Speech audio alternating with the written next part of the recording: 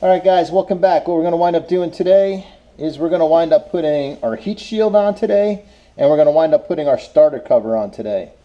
So, heat shield. Air is going to come across here. It's going to go under our shield, direct that air across these cooling fins to cool our motor down. If you remember correctly, we did a thread repair on it. It was stripped out, so we got that all fixed up. So I'm going to put this short little bolt right in here. I'm going to put a bolt in this side where we fixed it earlier. This bolt's a little too long, but it's the only one I have. Hopefully it will work. So I'm screwing it in with an 8mm. This is an extension, 3/8 ratchet. Yeah, that bolt's too long. Let me maybe use it in the other hole.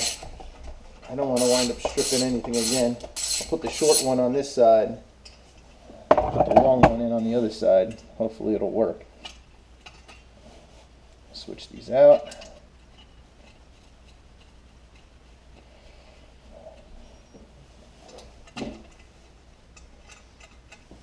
I'm feeling it's not going to work. No, that one's bottoming out already. Yeah, it's bottomed out.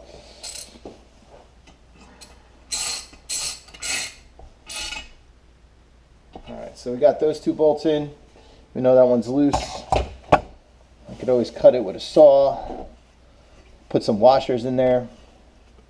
Alright, so now we got to put our starter cover on. Starter cover is held on with 4 bolts. This is our starter cover. It's got our string on it. It's got our little on and off ignition switch. Got a ground on it. And also has the piece that grabs the clutch cup to spin our motor. See how these metal tongs come out right there? And they would wind up grabbing the holes in our clutch cup on the front of our flywheel here. Alright? So, I'll line these up. My wire's caught on that.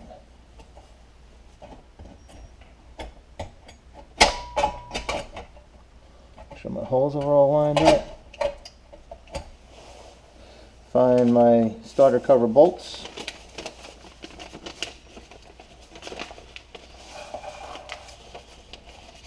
See, these are actually shorter. Maybe I can use that the one long bolt in the heat shield.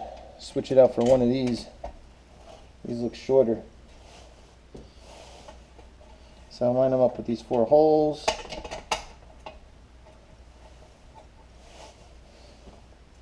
Now I'm not going to tighten any up until I have them all started. Once again, anytime we're going to have something with multiple holes, we don't want to fully tighten any of them because the holes might not line up. So if I have a hole here and I tighten it and then they're not lined up, I want to make sure that they're lined up right on top of each other. So I'm going to scoot you guys into a different angle so I can get my ratchet in here better. Give you that angle.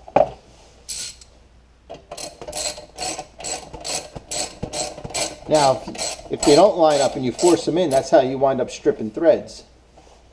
Now, remember, I was going to take one out and try it with the heat shield bolt, so I'm going to take this bottom one out real quick. I'm going to take this heat shield bolt back out, see if I can get it to work. It's another reason why it's important to organize your bolts, so you know exactly where your bolts went. But we knew what the glass group did is they put the wrong bolt in the wrong hole and they wound up destroying it. Let's see if that works in the bottom.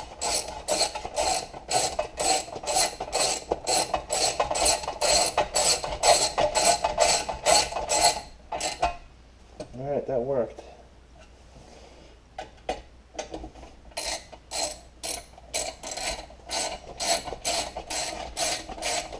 I tighten these 4 bolts up on the starter cover.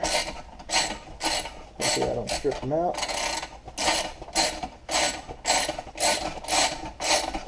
Well, I think that one's stripped out. Might have to do another thread repair.